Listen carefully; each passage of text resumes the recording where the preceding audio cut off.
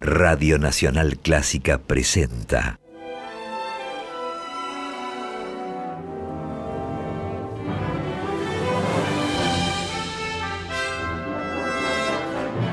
Después del concierto.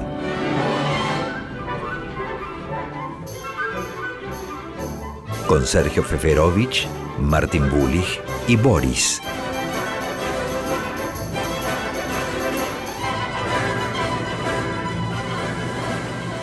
Hola, bienvenidos a el quinto número del programa especial del Instituto Nacional de Musicología, Carlos Vega. Mi nombre es Juan Ortiz de Zárate y tenemos un WhatsApp para mensajes, 15 5335 5367. Hoy nos visita Pablo Sirio.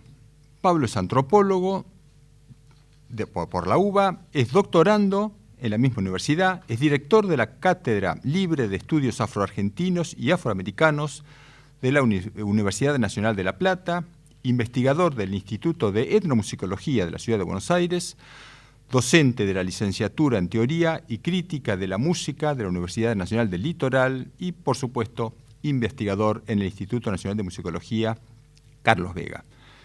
Desde 1991 desarrolla un proyecto de investigación sobre la música de los afroargentinos del tronco colonial. Bienvenido, Pablo. Gracias. Comentanos un poco acerca de tus investigaciones. ¿De qué hablamos cuando hablamos de afroargentinos del tronco colonial? Bueno, ese es un nombre reciente, es una categoría reciente. Cuando yo comencé esa investigación no se hablaba de afroargentinos del tronco colonial, ni siquiera de afroargentinos, se hablaba de negros, simplemente, en tanto descendientes de africanos esclavizados, en América en general y en Argentina en particular. Digo porque, bueno, con el tiempo las categorías de autoadscripción de los grupos van cambiando constantemente. Hacia el año 2000 se creó una categoría en un congreso internacional contra la discriminación y el racismo en Durban, Sudáfrica, que es el concepto de afrodescendiente. En principio, afrodescendiente designa a toda persona descendiente de africanos esclavizados y en línea general hoy todo africano que vive fuera de África.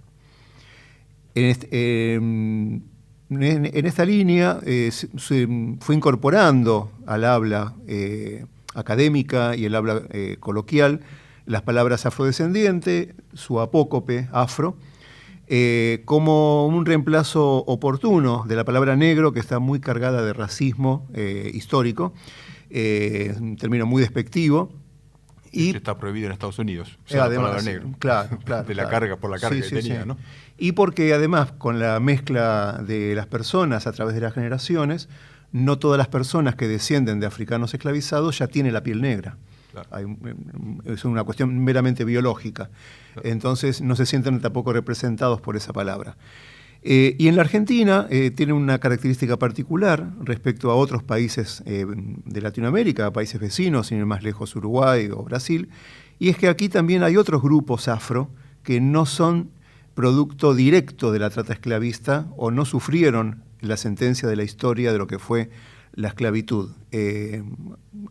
Personas afroinmigrantes directamente de África o de países limítrofes o del resto de América. Pues sí, es que emigraron, pero no fueron traídos como esclavos. Por eso, vinieron voluntariamente. Cuando hablamos de afroargentinos del tronco colonial, estamos hablando específicamente de un grupo que es preexistente a la nación argentina, porque lo que hoy es el país participó y se benefició de la trata esclavista durante 3 siglos y medio, incluso ya constituido como república. La abolición de la esclavitud suele malentenderse y siempre se sitúa en 1813, cuando en realidad esa fue la primera medida contra la esclavitud, que fue la libertad de vientres. Pero en la práctica, que no fue la abolición de la esclavitud. No. Además, en la práctica no fue beneficiosa para los esclavizados. La abolición de la esclavitud en nuestro país tiene 2 fechas. 1853, en la Confederación Argentina, pero como la provincia de Buenos Aires estaba sesionada, recién en 1861 se hace la abolición final de la esclavitud, al unirse Buenos Aires a la Confederación, ¿no? Y ahí nace la República Argentina como Estado-Nación.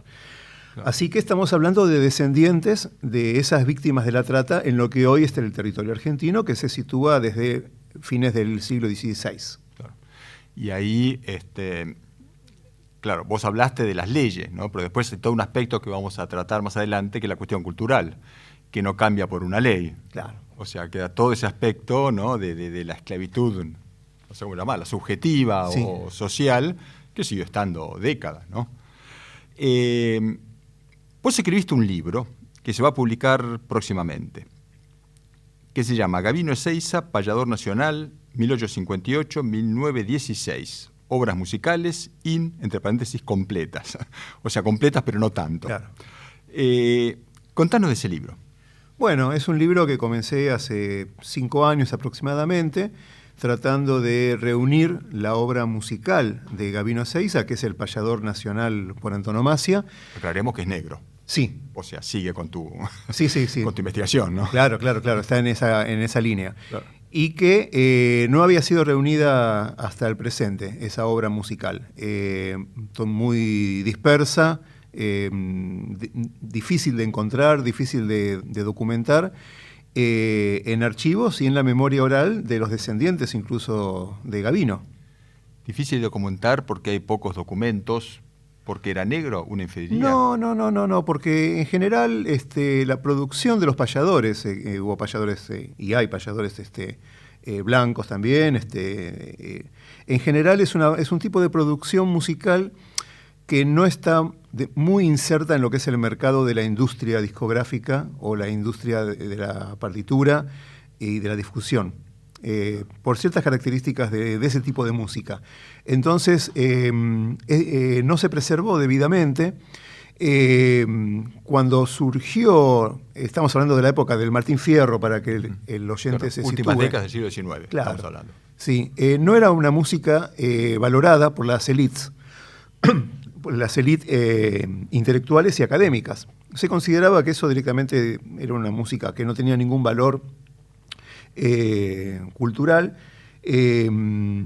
una música además que es intrínsecamente improvisada, con lo cual en esa época no existían todavía los medios de registro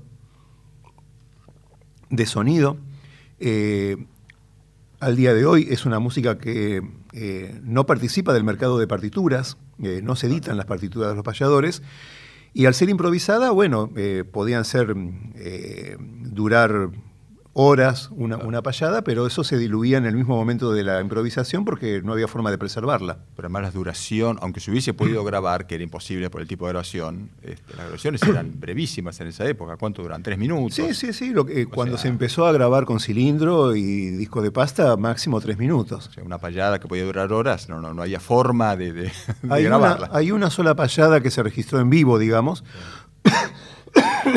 La registró Robert Lemaniche en La Plata a 2 payadores, una payada de contrapunto, ¿no? O sea, 2 o más payadores improvisan estrofas alternándose. Se contestan mutuamente. Claro, se preguntan y se contestan. Claro. Eso es la payada. Está bien. Vamos a escuchar un ejemplo, pero no es un ejemplo musical. Es Gabino Ezeiza, o sea, el sujeto de tu investigación, recordado por una hija de él. Contanos qué hija, vos tomaste este documento. Sí. ¿Cómo fue la cosa? Bueno, fue azarosa, como muchas veces pasa en la investigación, leyendo una nota de Clarín sobre un bandoneonista que era el último bandoneonista vivo de, no me acuerdo qué orquesta, si la de D'Arienzo, creo. Nada, era una entrevista a este personaje y en un segundo plano, en la fotografía, veo una mujer negra. Digo, esta mujer es afro. Estamos hablando de 2005. Y estaba el email de la periodista. Entonces le escribí porque comentaba en la nota que este hombre estaba casado con Diana Ezeiza Peñalosa, que era hija del payador Gabino Ezeiza. Digo, mira, esta mujer vive así. Bueno, me contacté con la periodista, me pasó su contacto. En ese momento vivía en Luis Guillón. hablé por el teléfono con ella y pactamos una entrevista. Fui hasta Luis Guillón a entrevistar y filmarla. En 2005 estamos hablando. La verdad que en ese momento yo recién empezaba a investigar lo que es la música afroporteña. Después vamos a ver qué distintos tipos de músicas afroargentinas hay. Conocía poco y nada de Gabino Ezeiza. De hecho, no era una figura que me interesara en la investigación en ese momento, ni Gabino ni La Payada. Más quería investigar el tema del candombe porteño. Y la entrevisté porque, bueno, se dio la circunstancia y realmente, bueno, es un documento excepcional. Esta mujer es hija póstuma de Gabino. Eso es algo raro. Gabino falleció en 1916. Y la esposa estaba embarazada de esta que... Ha tenido un montón de hijos, ¿no? Sí, extramatrimoniales también, unos 15 en total. Unos 15, sí. 11 con su esposa. La cuestión, bueno, que nació Diana, como fue póstuma, le apodaron simpáticamente en la familia La Borra, le decían La Borra. Y bueno, tuve realmente la fortuna de conocerla, de entrevistarla. Recordó muchas cosas de Papacito, como se dice aún hoy en la familia. A Gabino se lo nombra como Papacito. Y bueno, también cantó, creo que en el fragmento seleccionado hay un canto de ella. La escuchamos. Bueno, Diana, sí. Estamos aquí en su casa, en Luis Guillón. Para nosotros es un honor conocerla y estamos para compartir sus recuerdos, sus memorias sobre su padre, sobre su marido y sobre todo lo que usted nos quiera contar sobre su familia. Sí. Yo soy la póstuma, pero sé de mi padre, la última, la 10ª soy. Él mantenía payadas a contrapunto, ¿no? Con los... Pablo Vázquez, famoso también, ¿no? Sí. Famoso, Pablo Vázquez. Papacito le hizo, nosotros le decíamos Papacito, le hizo Pablo Vázquez, porque murió primero, fue famoso, buen payador Pablo Vázquez. Y mi padre contaba a mamita que le había hecho un verso. Pablo Vázquez, tu nombre no muere. Los que no te olvidaron en vida, los que dentro de su alma se anida, la lealtad, la franqueza, el deber. Y mientras que otros que ayer pregonaron, ensalzando 1000 veces tu nombre, olvidaron los hechos y al hombre cuando apenas dejaste de ser. Eso fue que murió primero Pablo Vázquez, muy buen payador también. ¿Recuerda algún otro de los versos de su padre? Acordarme no siendo ese, ¿no? Porque mamita lo cantaba, nos enseñaba ese que ella, pero miles tiene de composiciones. Y ese que nos dijo recién, el de Pablo Vázquez, ¿usted lo sabe cantado? ¿Quién? Si lo sabe cantar, a ese que dijo de Pablo Vázquez. Ah, Pablo Vázquez. A ver. Pablo Vázquez, tu nombre no muere. Los que no te olvidaron en vida, los que dentro de su alma se anida, la lealtad, la franqueza, el deber. Ese se lo hizo, mientras que otros que ayer pregonaban, ensalzando 1000 veces tu nombre, olvidaron los hechos y al hombre cuando apenas dejaste de ser. Era el tono de la composición, Pablo Vázquez, muy buen payador también, muy buen payador. Sí, Papacito le hizo ese verso cuando falleció. Nosotros decíamos así, Papacito. Papacito. Sí. También ha ido a Uruguay, tengo entendido, su padre, ¿no? A Montevideo. En Montevideo lo sacaron en Anda, Sí, en el Teatro Artigas, famoso. Sí, lo sacaron Miranda del teatro. Fue algo terrible eso, un homenaje. Sí, después lo sacaban así, eso que me contaba mi madre, ¿no? No, la verdad que ha sido... Puede ser que dentro de, no sé, 3 o 4 generaciones más salga alguno, ¿no? Mire, Maciel le compuso a su padre una milonga muy linda también dedicada a Camilo Ezeiza. Buenos Aires de mi amor, oh ciudad donde he nacido, no me arrojes al olvido, yo que he sido tu cantor. De mi guitarra el rumor se escuchó en sus melodías, los recuerdos de otros días que jamás han de volver, los viejos cantos de ayer que fueron la gloria mía. Ese.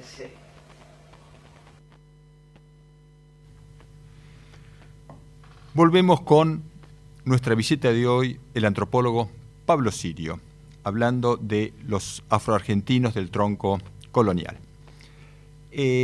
Pablo, vamos un poco al contexto histórico en el que nos vamos a mover. ¿Cuál era la realidad social de los negros en la segunda mitad del siglo XIX?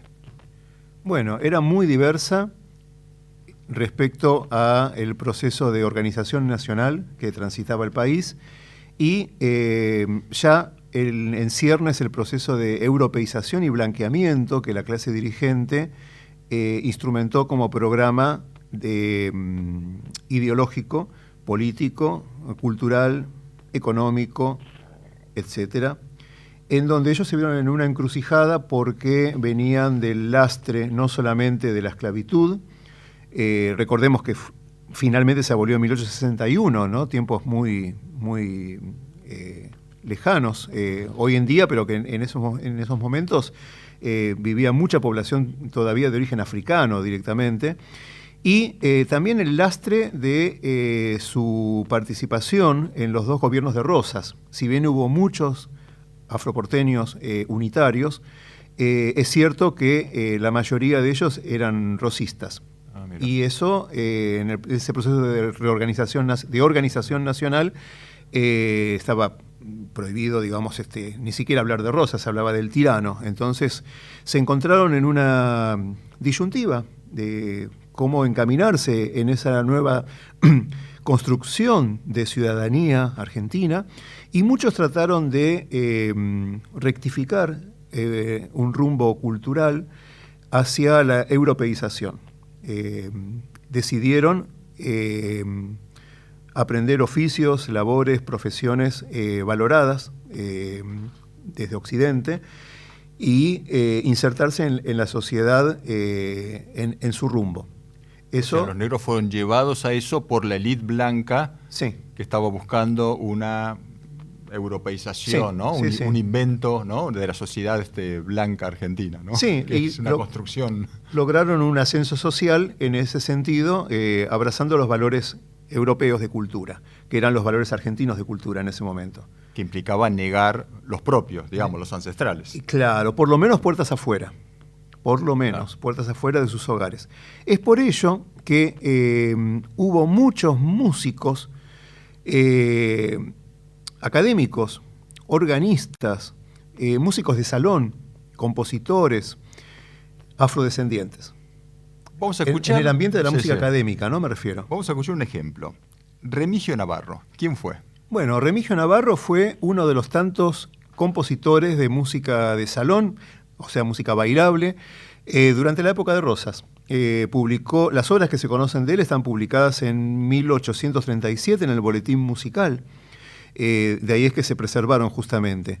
Y era un músico muy, muy valorado por la sociedad porteña por la manera de tocar, o sea, algo que no se preserva en la partitura, ¿no? Que claro, es el modo de tocar. Se decía que cuando él tocaba, hasta los muebles daban traspiés. ¿En serio? En palabras de hoy tendría swing, ¿no? Claro. O sea, tocaba música de salón, europea, minuet, contradanza, valses, pero evidentemente le ponía algo más que no le ponían los intérpretes blancos. Ya. Vamos a escuchar de Remigio Navarro un minué llamado El Republicano.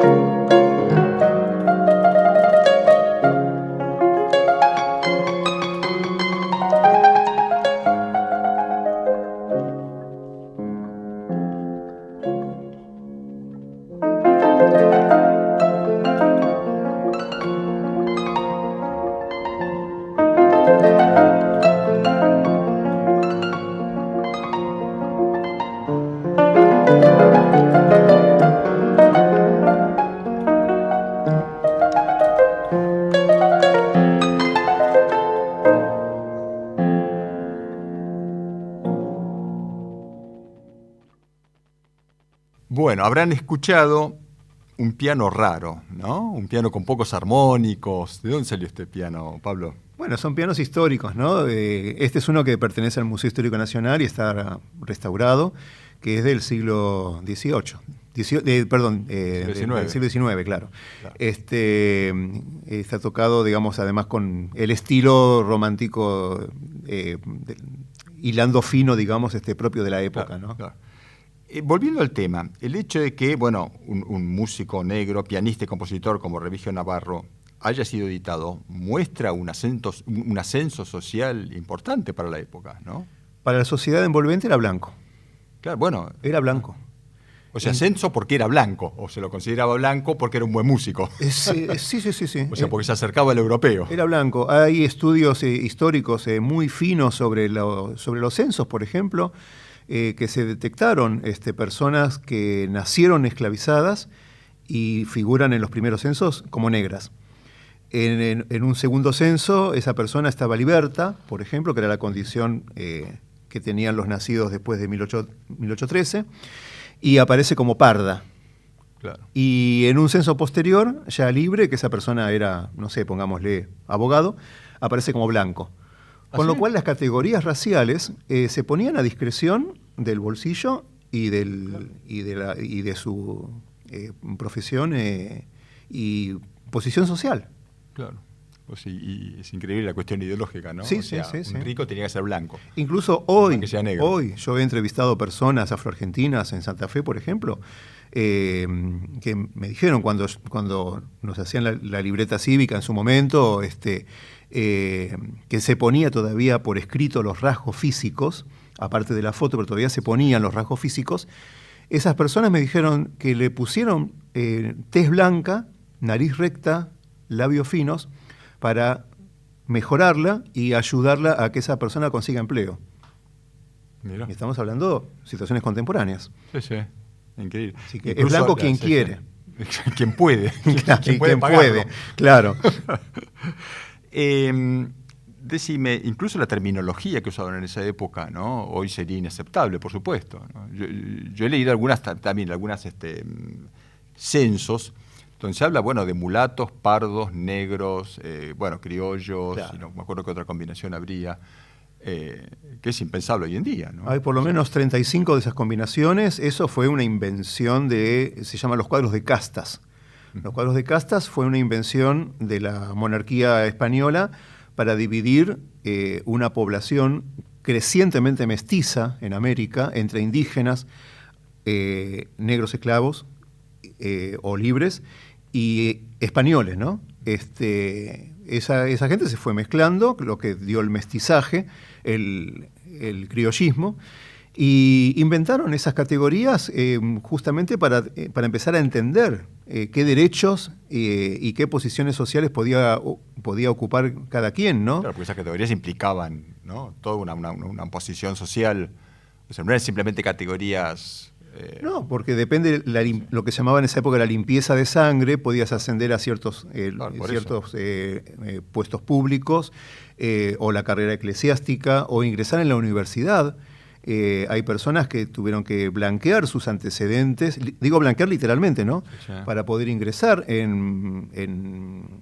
Los negros no eran aceptados en las universidades. Los indígenas tampoco. Perón, sin ir más lejos, de ascendencia tehuelche, tuvo que blanquear su ascendencia para ingresar al colegio militar. Estamos hablando de Perón. Lo cual es coherente con su primer libro que publicó, que es Toponimia indígena de la Pampa. El hombre hablaba mapuche a la perfección, y justamente por su ascendencia, ¿no? Pero para ingresar al colegio militar tenías que ser eurodescendiente, digamos, en palabras de ahora. Sí. Vamos a escuchar otra pieza de Remigio Navarro, otro minué llamado 1 de octubre.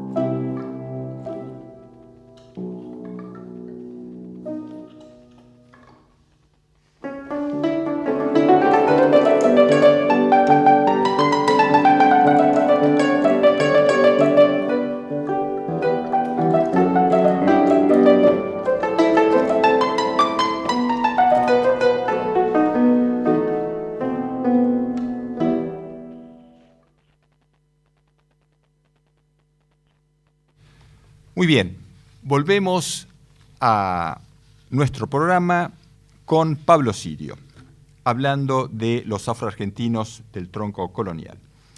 Pablo, ¿cómo se autopercibía la comunidad negra en esa época?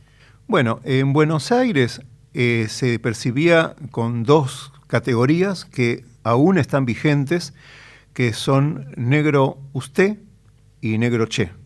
Los negro usted fueron y son minoría, y son aquellos afroporteños que lograron ascender socialmente en esta escala de valores eurocentrada, como es el caso de Navarro. Y otros tantos, como después estamos adelantando, ¿no? Pero como es el caso de Gabino Ezeiza. Esos son los negros usted. Y los negros che fueron y son la mayoría de la población, y son los que no pudieron ascender socialmente ni económicamente. No pudieron blanquearse. No pudieron blanquearse, no, pero además, poniéndonos un poco en su horizonte mental, son los que decidieron, porque fue una elección, ¿no? Decidieron mantenerse fiel a su legado africano, de sus ancestros. Siguieron manteniendo las prácticas tradicionales, culturales de sus ancestros, como pudieron, en las condiciones que pudieron, totalmente asimétricas y racistas de la época, en lo que respecta a los idiomas, a la religiosidad y la música, claro, por ejemplo, ¿no? Esos son los negros che. Claro. ¿Y en qué se basaba la música, por ejemplo? En el toque del tambor.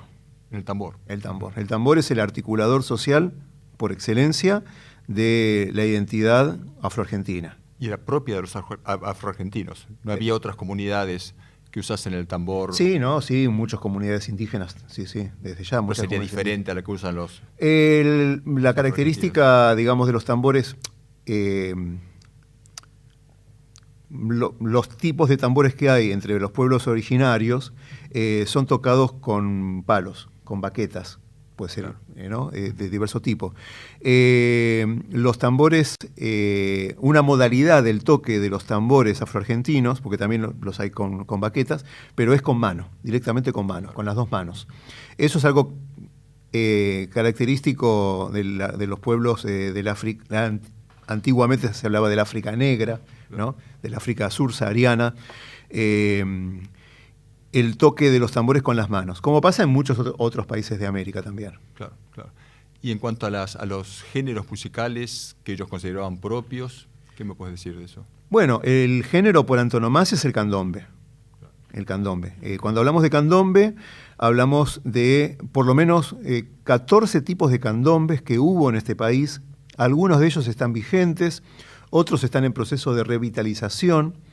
Algunos no se conocen practicantes en la actualidad, pero documenté 14 tipos de candombes en distintos lugares y épocas, ¿no? Hablo desde Corrientes, Chaco, Santa Fe, Entre Ríos, Córdoba, Tucumán y las Islas Malvinas. En la época ¿Malvinas también? En la época de Bernet, sí, sí. Había negros en las Islas Malvinas en la época. Bernet fue esclavista, compró esclavizados para su proyecto de poblamiento de Puerto Luis. Mirá. Compró 33 esclavos. Y hay testimonios de que, bueno, los domingos les daba permiso y tocaban sus tamboriles, dicen las crónicas. O sea, vos descubriste todas esas variantes de candombe y algunos que ya no están en uso, claro, ya no se practican, pero quedaron documentos. Sí, documentos escritos, documentos grabados. ¿Qué tipo de sí, documentos? testimonios escritos, más que nada testimonios escritos. Muchas veces crónicas de periodistas circunstanciales, lo que se llaman libros de memorias de viejo, de anecdotarios, por ejemplo, el candombe de Paraná. Hay varios libros que, bueno, el Paraná de antaño, el famoso barrio del Tambor, o el barrio de los Negros, o el barrio de San Miguel, que era el barrio de mayor concentración de afroparanaenses, y de alguna forma u otra, en forma pintoresquista, anecdótica, pero dicen qué tipos de tambores tocaban, o transcriben un canto, o algún investigador prácticamente documentó algo al pasar, digamos, sin mayor dedicación, pero hay documentos, sí. Sí. Vos hablaste de negro usted y negro che. Aclaremos que usted es con la E, sin Sí, la D. usted. ¿Por qué usted? A ver. Usted. Bueno, yo al principio lo escribía con D, ¿no? Y después, bueno, escuchando bien a los afroporteños y a su habla, no, es usted. Una característica de las lenguas de la rama bantú, que es la mayoría de los esclavizados fueron traídos del área bantú de África, lo que hoy es Mozambique, los dos Congos, Angola, Gabón. Una característica de las lenguas, de ese tipo de lenguas, es que todas terminan en vocal. Todas las palabras terminan en vocal. Entonces, en este proceso de mestizaje lingüístico, se han creado lo que se llaman los afroargentinismos, o sea, palabras del español de la Argentina que tienen un origen africano o están apropiadas por los afrodescendientes en términos de su estructura sintáctica. Claro. Entonces, por ejemplo, en Corrientes no dicen tambor, sino tambora. Claro. Y se transforma en femenino, es la tambora. Y palabras que terminan en consonante, a veces se la quitan. Entonces, usted quedó en Claro, usted. ellos no podían pronunciar usted, o bueno, no le salía, ¿no? Claro, Pronunciar sus categorías. Así como los decían italianos no que- pueden pronunciar la J, es una cuestión, digamos, fonética, ¿no? Claro.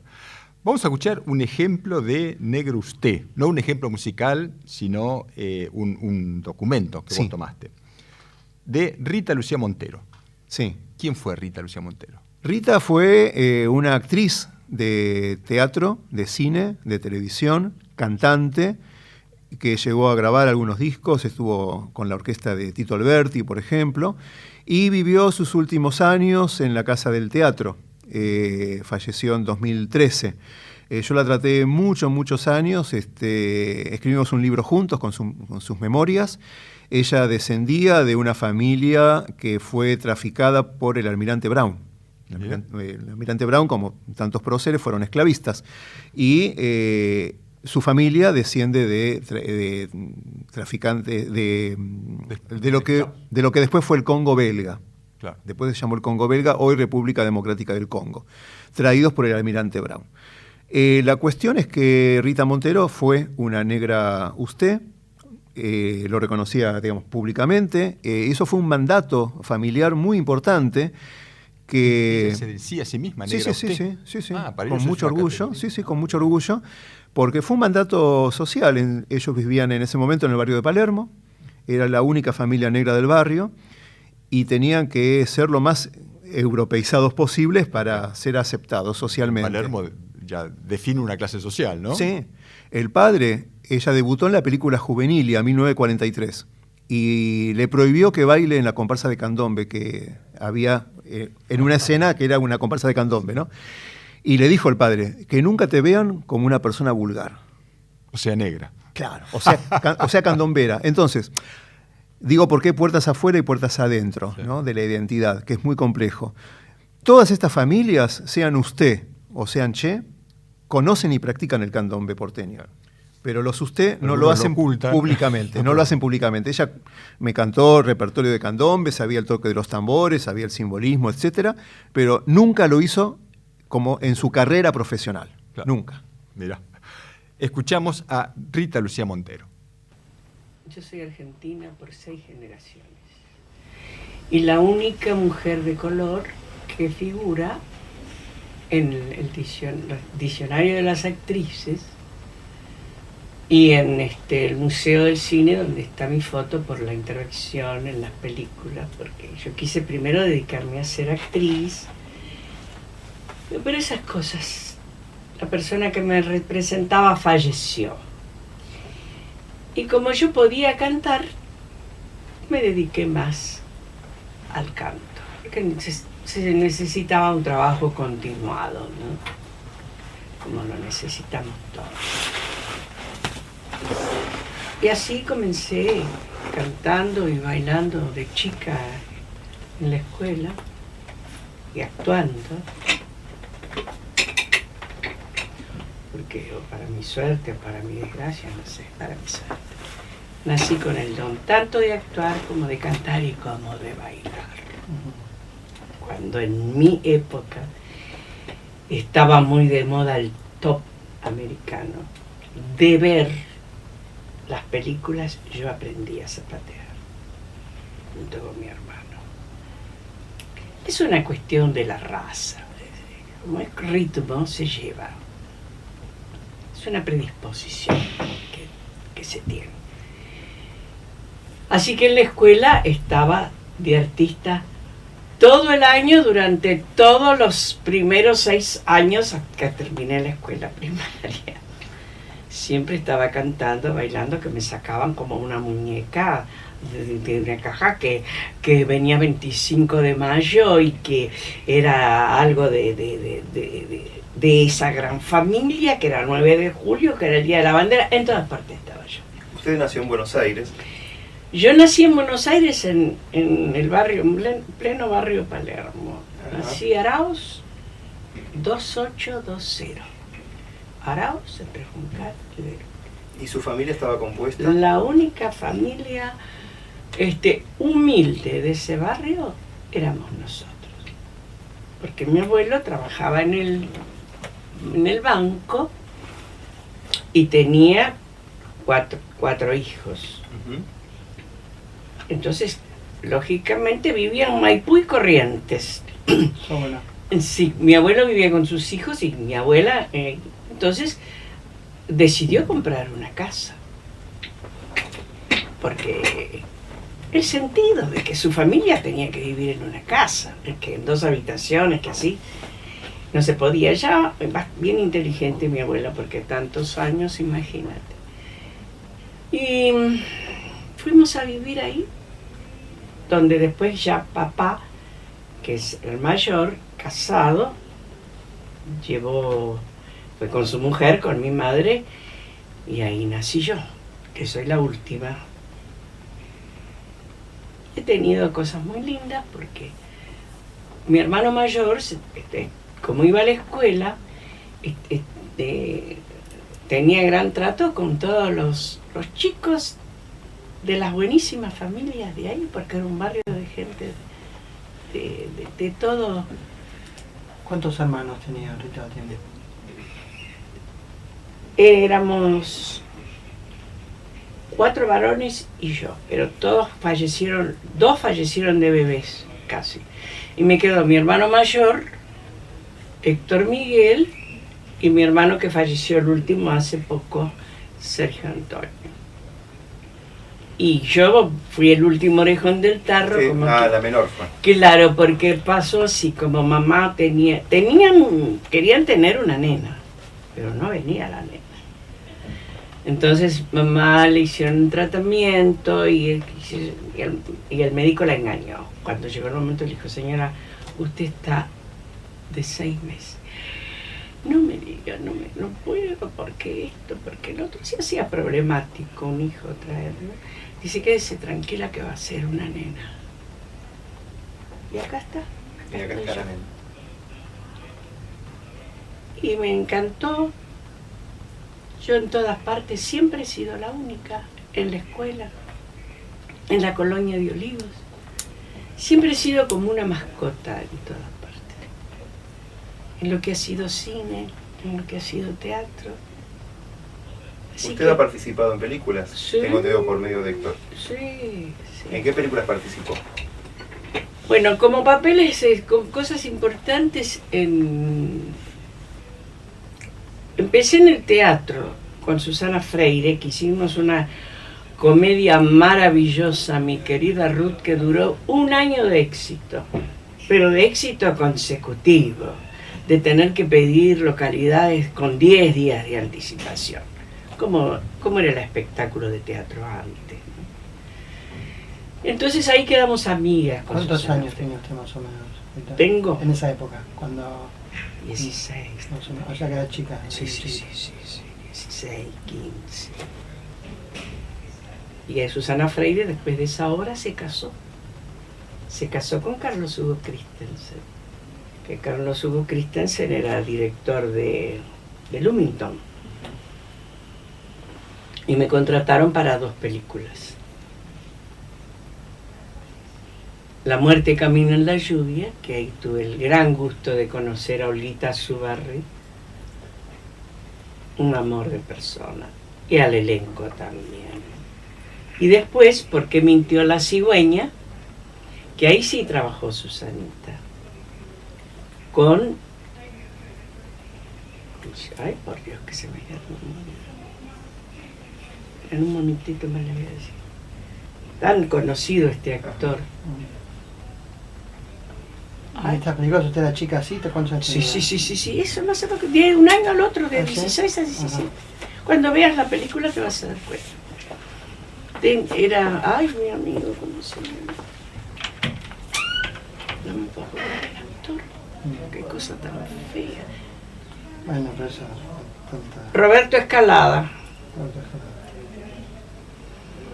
Era el galán. Bueno, y así después estuve trabajando en otras, en la Escuela de Campeones, y otras, hasta que me tocó un gran rol en El grito sagrado. Es el segundo papel. Pero era Fanny, por supuesto. ¿Y qué edad más o menos tenía cuando fue el grito sagrado? Y mirá, te voy a hablar de 21, 20, Más o menos. 21. O sea que más. seguía siendo una chica. Sí. Bien. Bueno, hasta que después trabajé en otras cosas y en teatro también. Lo único que yo me arrepiento es que no quise ingresar al teatro de revista. Eso que me decía, no. ¿Sabes por qué? Tenía mi familia y yo era la única y la vida era muy distinta. Yo creo que si yo salía que mostrando las piernas, que eso con mis hermanos, mi papá, mi gente, me pareció algo, ha sido un poco lo que me ha detenido mi misma familia sin ninguna mala intención. ¿Su papá de qué trabajaba? Mi papá estaba en el Expreso Villalonga. Estaba en una dirección de cosas de camiones. Mi tío también, pero mi tío ya era jefe ahí. Y era un buen trabajo, pero era otra mentalidad la de la gente antes. ¿Su mamá trabajaba? No. Mamá en sus tiempos de joven, que se usaba tanto en la... Era vainilladora. Hacían vainillas así a mano, como se hace en Ñandutí y eso, pero especial para sábanas, para cosas divinas. Sí. Pero después ya cuando se casó ya no trabajó. ¿Sus padres eran negros? Más mi papá. Mi mamá era hija de negro, pero más mulata. ¿Cuál era el apellido de soltera de su mamá? Oturbé. Oturbé. Sí, Oturbé Cabot. Ah, Oturbé Cabot. Cabot. Porque la venta de negros venía así, fue una de las últimas que trajo el almirante Brown. Y la primera rama desembocaba en Buenos Aires.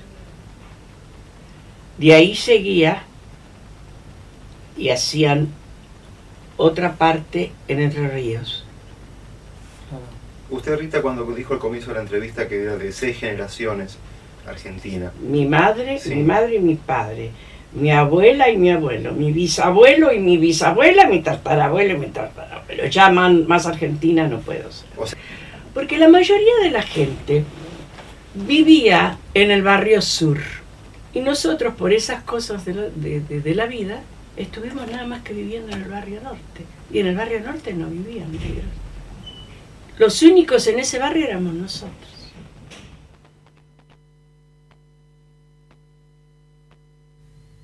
Muy bien, acabamos de escuchar un documento, una grabación, un reportaje, en verdad, que Pablo le hizo a Rita Lucía Montero.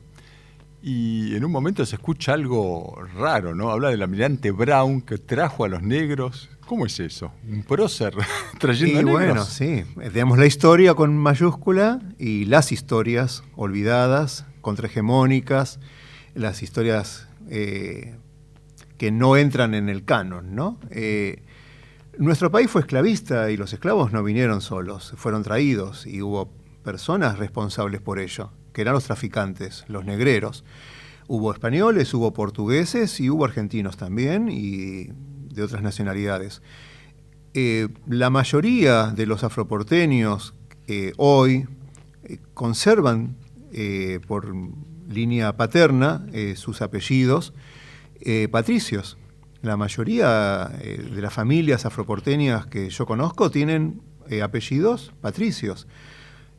O de personajes de la alta burguesía o militares de la época, como la familia Lamadrid, la familia Garay, la familia Murature, Izquierdo. Izquierdo fue un traficante portugués muy importante, por ejemplo. Y en el caso de Rita, es Rita Montero. No sé bien quién habrá sido Montero, pero Monteros es uno de los departamentos de la provincia de Tucumán. Y ella, como la familia Lamadrid, que están emparentados, provienen del Tucumán. O sea, no vinieron directamente a Buenos Aires, sino que primero estuvieron en Tucumán, sus ancestros, y de ahí vinieron a Buenos Aires. Los Lamadrid justamente eran por el general Araoz de Lamadrid, que era del Tucumán. Así que el almirante Brown, en la época que estábamos en guerra con Brasil, que era aproximadamente la época de la obra de las obras de piano que escuchamos,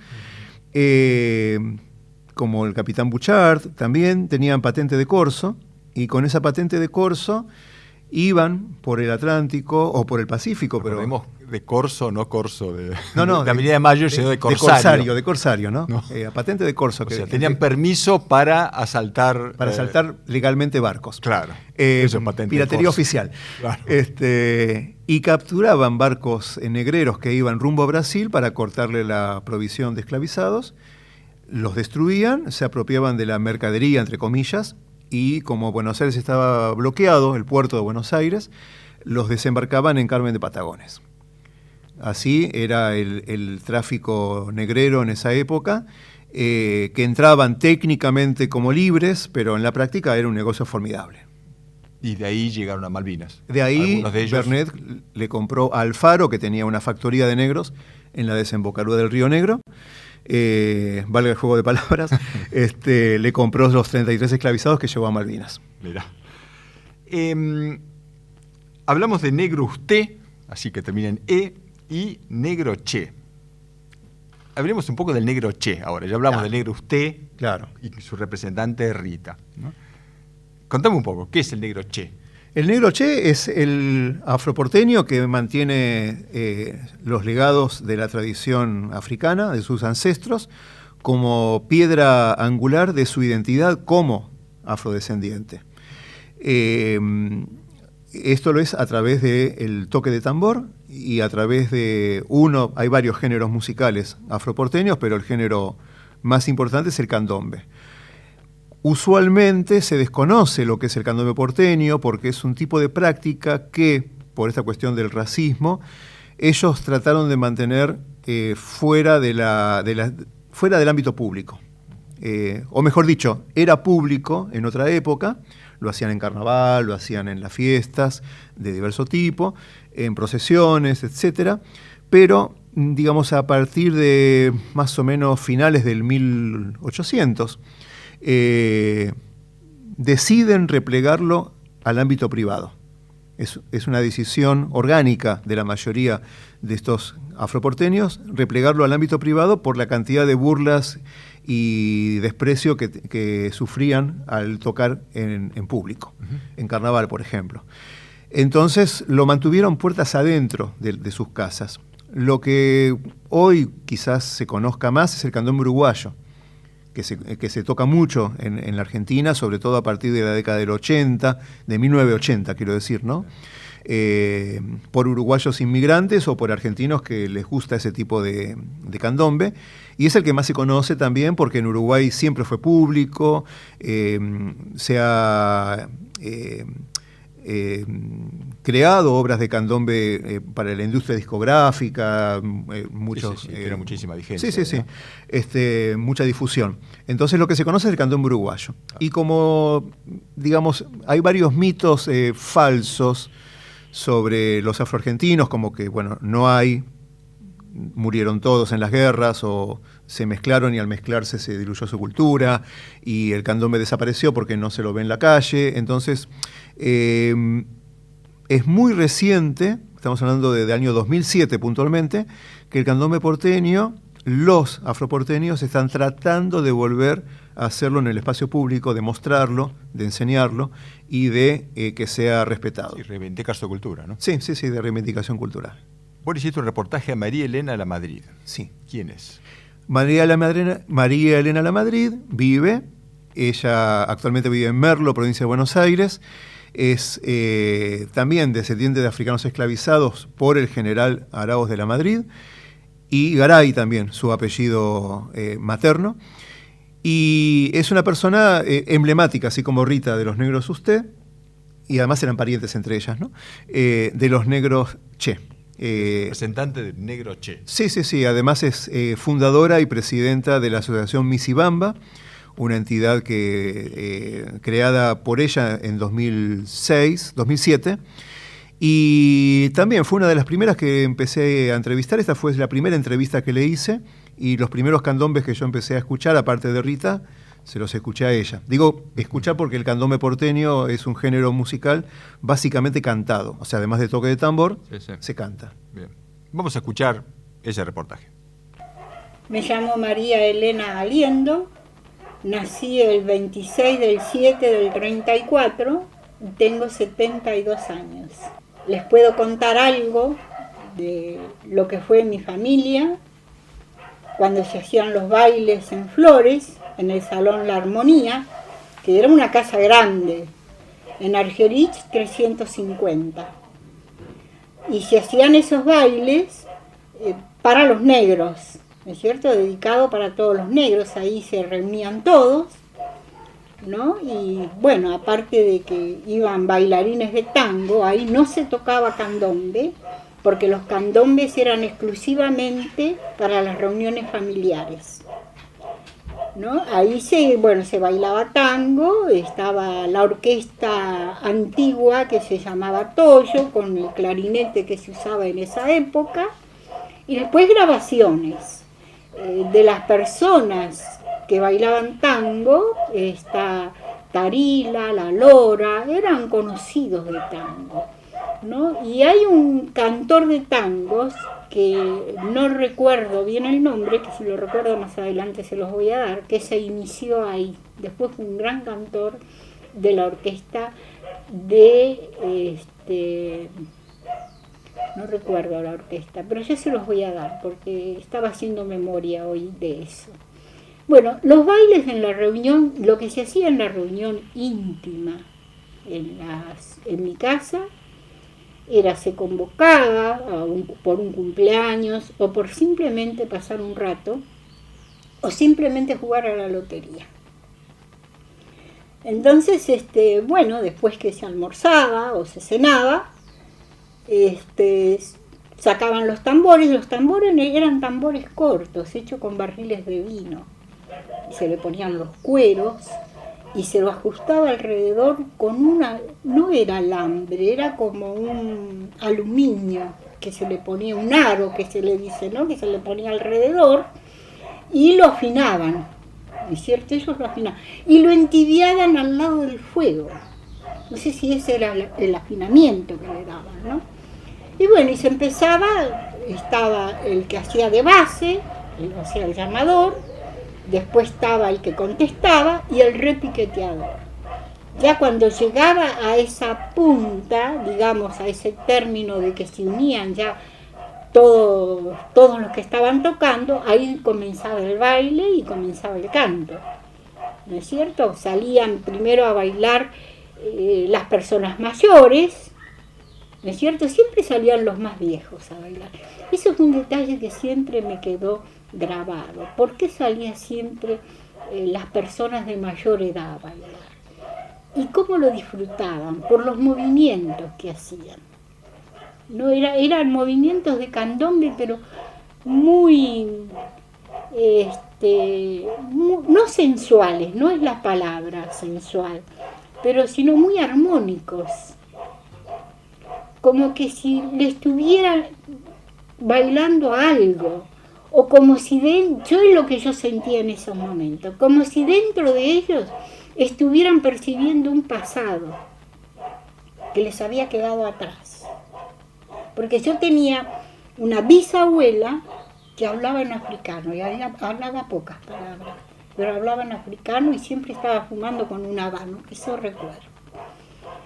Pero en una cadencia, que esa es la palabra, y salían ellos, los viejos, a bailar, ¿no? Bailaban ellos y después era como que se los respetaba, que disfrutaran esos momentos, ¿no? Y se codeaban o se acercaban unos con otros, siempre en pareja, se sacaban a bailar, ¿no? Y tenían recuerdos quizás de la historia, de sus antepasados que habían llegado acá, pero siempre los viejos bailaban con algo de tristeza. Los más viejos, les digo que, no sé, tendrían 70 y pico, 80 años, pero bailaban con algo como que uno añora algo, ¿no es cierto? Después ya salían a bailar los más jóvenes, ¿no es cierto?, que también bailaban el candombe, se iban turnando los que tocaban, porque si no eso se hacía muy largo, ¿no? No se paraba, se seguía tocando, se cambiaban los tambores y se seguía tocando. Y después, bueno, bailábamos todos, ¿no? Los chicos siempre mirábamos. Por eso se observaba mucho eso. Yo en esa época tendría 10 años, 9 años, ¿no? Y observaba eso. Porque los viejos de antes eran muy, hacían a los chicos, primero lógicamente nos sentábamos en una mesa aparte, para cenar y eso, pero cuando estaban estas reuniones, los acercaban a los chicos. Nosotros nos sentíamos participantes de eso, de verlos a ellos cómo disfrutaban. Por eso yo recuerdo las canciones y me quedaron tan grabadas, porque viví yo esos momentos con ellos. No es que digamos, lo dejé pasar. Bueno, y así fue transcurriendo el tiempo hasta que se siguió en la familia ese ritmo. La armonía se terminó cuando murieron mis abuelos, ya ahí la armonía terminó, seguíamos con el Simi Club. ¿Y qué año fue que fallecieron sus abuelos? El año exacto no te puedo decir. Yo tenía 14 años, así que, ¿no es cierto?, cuando yo me quedé sin mi abuela. Y al año murió mi abuelo. Ahí se dejó la armonía. Ahí se dejó la armonía. Y usted había comentado que la gente se volcó y se hizo más fuerte el Simi Club. El Simi Club. sí. ¿Por qué le pusieron Jimmy Club al Jimmy Club? Sinceramente no sé. No sé, mira, ahí en la armonía estaba, que era el presidente, que era mi abuelo, le decían el Negro Córdoba, así era conocido, incluso por el presidente del Jimmy Club, eran muy amigos, ¿no? Que mi abuelo era jubilado, estaba en la policía, estaba de investigación de primera en el departamento de policía, y bueno, y él era el presidente y mi abuela la vicepresidenta, ¿no? Y ellos organizaban los bailes, pero había mucha relación con Alfredo Núñez, que era el del Jimmy Club, ¿no es cierto? Había mucha relación con ellos. Y si había, como el Jimmy Club estaba en Capital, nosotros estábamos en Flores, entonces cuando daba el Jimmy Club nos dábamos nosotros y así, se combinaban así. Usted la conoció seguramente, ¿no? Aide de San Martín. Sí, Cuénteme vivía. de ella. Cuéntenos. Mucho no te puedo contar, porque venía a casa a disfrutar también de esos bailes, de esos candombes, porque ella vivía en Flores, ahí de San Martín. Yo iba a la casa de ella, he ido a la casa de ella de chico porque me han llevado, ¿no es cierto? Pero le gustaba toda esa temática de los candombes, a pesar de que era mulata clara, ¿no? Le decían la parda, ¿no? Claro, era mulata clara. Pero parecía una negra bien de raza. Cuando el candombe se tocaba con los tambores, Sí. aparte de tambores, ¿qué otros instrumentos usted vio o escuchaba? Las claves. Claro. ¿Cómo eran las claves? 2 palos, que también hacían base. ¿Y el ritmo cómo era? ¿Se acuerda? Y el ritmo de las claves era, a ver,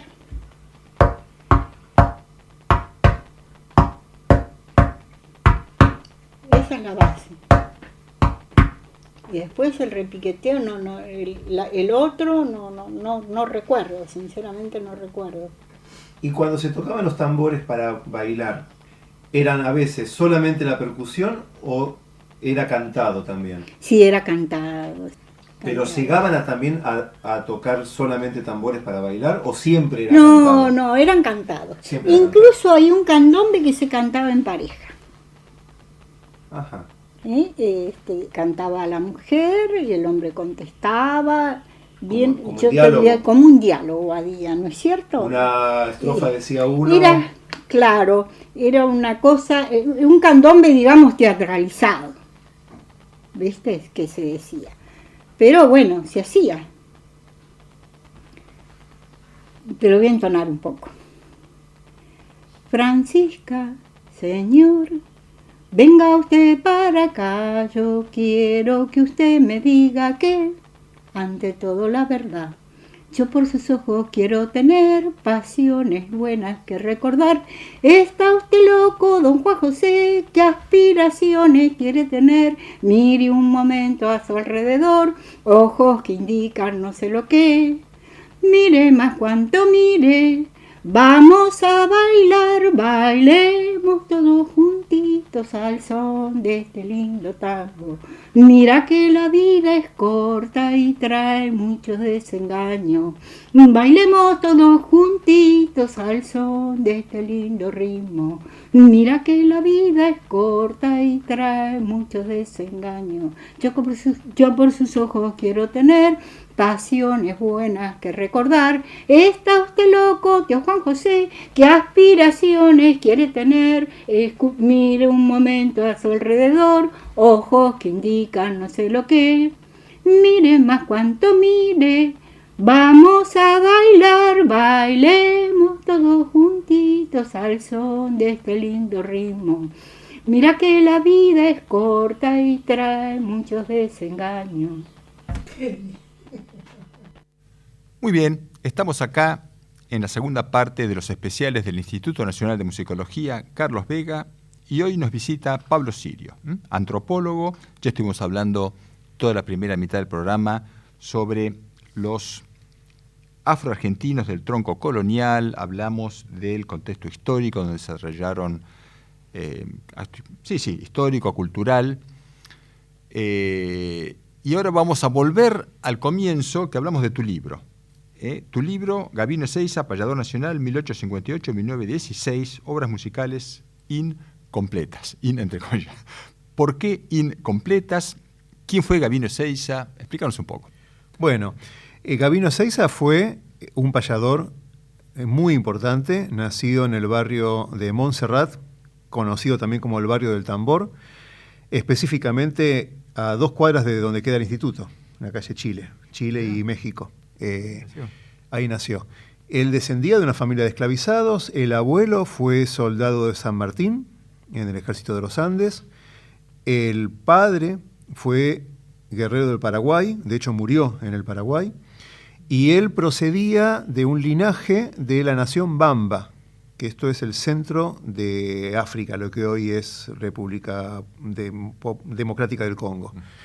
Estamos hablando aproximadamente de 1816. Exactamente 1816, el documento más antiguo que encontré de su linaje.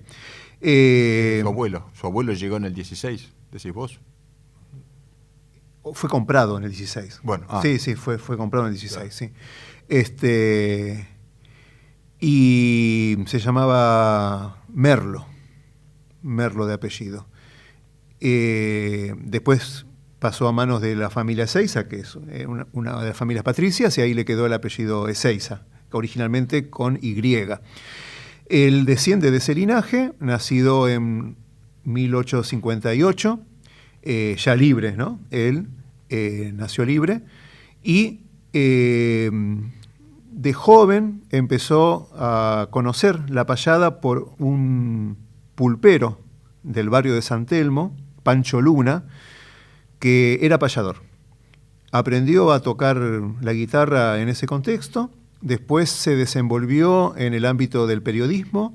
En esa época los afroporteños publicaban varios periódicos, tenían varios periódicos propios, y él fue miembro de la comisión directiva, digamos, de uno de esos periódicos, La Juventud. Escribía artículos, escribía incluso cuentos, poesías, empezó también a incursionar en la pintura. No se conserva ninguna obra de él pintada, pero hay testimonios suyos autobiográficos. Después incursionó en el teatro, escribió varias obras de teatro que están perdidas, e incursionó en el circo, llegó a tener su propio circo, el circo Gabino Ezeiza se llamaba, y empezó a militar en el Partido Radical. Estuvo en la Revolución del 90, se decía que arengaba a la tropa cantando, acá en lo que sería hoy Plaza Lavalle, y fue el ladero más importante de Irigoyen. Irigoyen llega al poder básicamente por un trabajo muy importante entre las capas populares que hizo Gabino Ezeiza, declaradamente radical. Estuvo en Santa Fe en un intento de derrocamiento del gobernador de Santa Fe. Tipo... De armas tomar, como su padre y como sus abuelos. Vamos a escuchar un ejemplo. Así, finalmente, después de 1 hora y cuarto, lo escuchamos directamente a él cantando.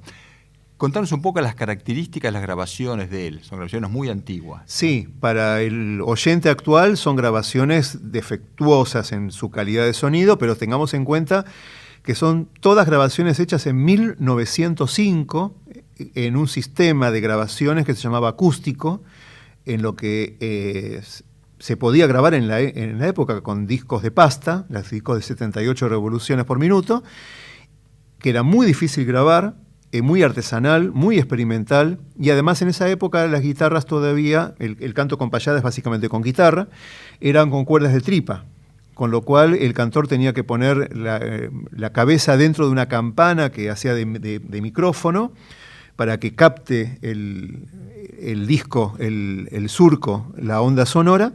La guitarra quedaba muy en segundo plano y a veces no se escuchaba. No, porque la guitarra quedaba fuera de la campana. Claro, claro. Y con cuerda de tripa además suena menos. Suena menos. Entonces, bueno, se oye, digamos, son grabaciones igual que están restauradas por Selmar Garín, del técnico de sonido del Instituto de Musicología, pero para los estándares actuales van a escuchar como se habla ordinariamente, mucho sonido de fritura. Son registros históricos. Son Uno documentos entiende históricos, eso. sí. Escuchamos Patria, por Gabino Ezeiza. Para el doctor Carlos Zavala.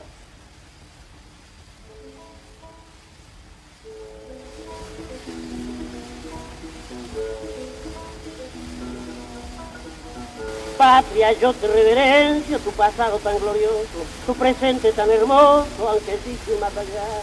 Entre los hombres de genio, tanto como han descollado, al fin hemos alcanzado esta santa libertad. Libertad que nos predice por venir más lisonjero, que asombren al mundo entero desde uno al otro confín, para enseñar a el que nace con un patriotismo santo, que esta es la patria entre tanto de Belgrano y San Martín.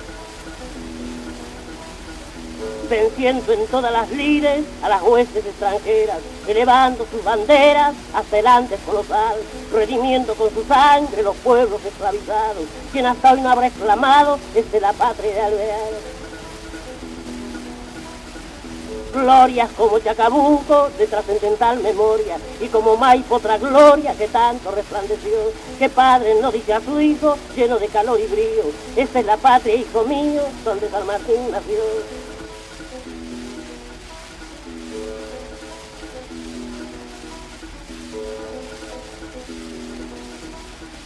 Hay momentos en la vida que marcándolo el destino, alumbra nuestro camino, un fanal al porvenir, y apartando las tinieblas de todo lo venidero, divisamos el sendero que debemos de seguir, calculamos la distancia del escollo a nuestro paso, el adelanto o atraso que nos puede ocasionar, y medimos sabiamente los frutos o consecuencias que nos hará esta emergencia retroceder o avanzar. Volviendo a nuestro pasado, vemos un lampo divino que nos dejó en su camino un Belgrano, un San Martín. Luego queriendo imitarle, erguiendo alta nuestra frente, luchamos heroicamente siguiendo ese mismo fin.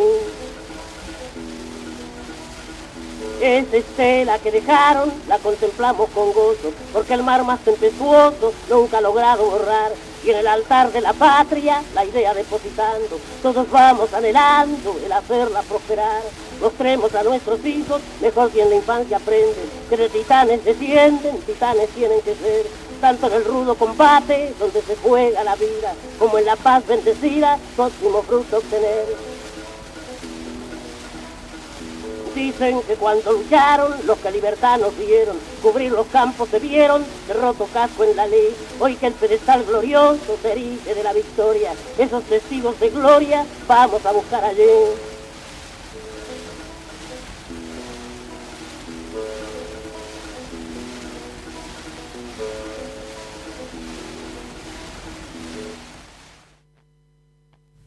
Muy bien, escuchamos Patria de y por Gabino Ezeiza. ¿Cómo fue la juventud de Gabino Ezeiza? ¿Su formación? Bueno, fue una juventud andariega, como todo payador, en este caso payador urbano. Él viajó por muchas partes del país, incluso en Uruguay, estuvo 7 veces en Paysandú, en Montevideo, actuando, y se fue formando de manera autodidacta en música.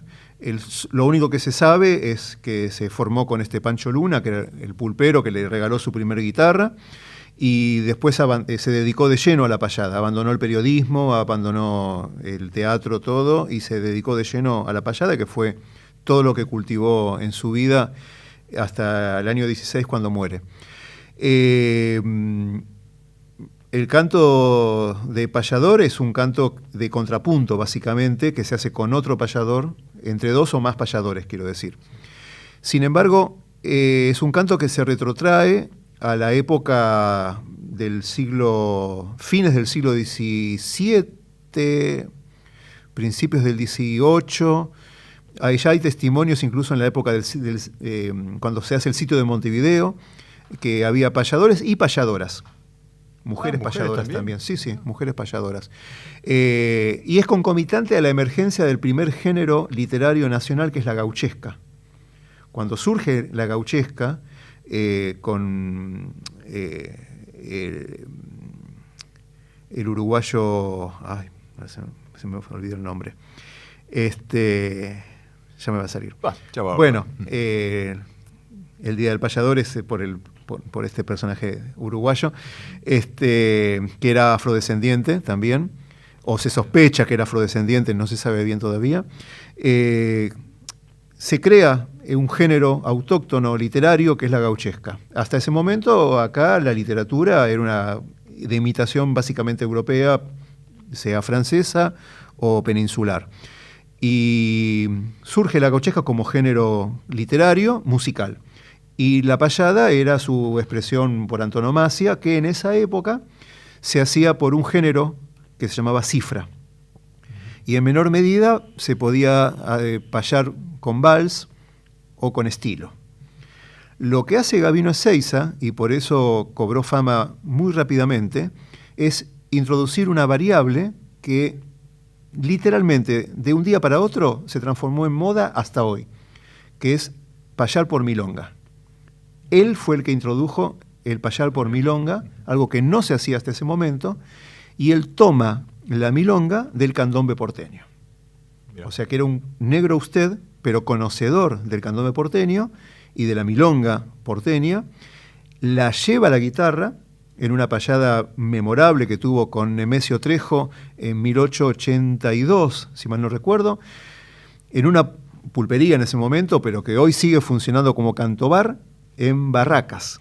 Mira, todavía existe. Sí, y en una entrevista que le hacen a Nemesio Trejo, ya muerto Gabino, Nemesio Trejo cuenta que y hace el ritmo de candombe con los dedos en la mesa del periodista, y le dice, sí, tomó la milonga del candombe africano y metió el tunga tatunga tunga.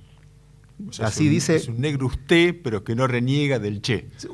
Fue interesante porque fue un proceso de blanqueamiento muy fuerte que tuvo la Argentina, pero este hombre, Gabino, supo manejarlo con tal maestría que se posicionó como referente inequívoco en vida y desde muy temprano como payador nacional. Ese era su lema.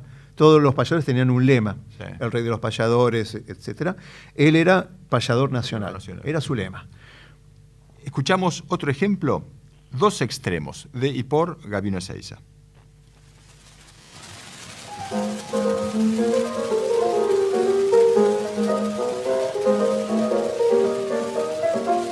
Es muy bella nuestra vida cuando no se escucha el llanto, cuando todo es feliz encanto de venturas y de amor. Cuando todos nos sonríen, estando tranquila el alma y no perturba la calma ni el más mínimo dolor. Cuando que amamos nos aman y todo el mundo nos quiere, luego realizar se puede la ilusión que alimentó. Y si la misión de gloria que la persona tenía sale realizada un día, cuando menos lo pensó, que si uno va por la calle le señalen con el dedo como el muro de Quevedo, es Frontera o Alarcón. Y si algo dice lo admiren, elogiando su talento, que todo sea contento y mucha satisfacción. Es bello si cada día luce nuevos pantalones, gastando el oro a montones sin que mire para atrás. Si juega la lotería, me saque una vez una grande, para hacer lo quiera que ande, generoso por demás. Tenga alguna casita de su propiedad exclusiva, así más tranquilo viva, sin pagar el alquiler. Luego después, si se casa, no tenga una suerte negra, que sea buena la suegra y sincero la mujer. Es bello si los domingos se va en el verano al prado a comer un buen asado, a la criolla en asador. Después que vuelve a su casa, cuando ha descansado un rato, vaya en la volanta al teatro de propiedad del Señor. Pero es triste que a todo esto no tiene hermano ni amigos, si falta a su cuerpo abrigo y a su estómago ración. Si nadie le considera de su humilde humilde ciudadano hasta le niegan la mano estando en una reunión.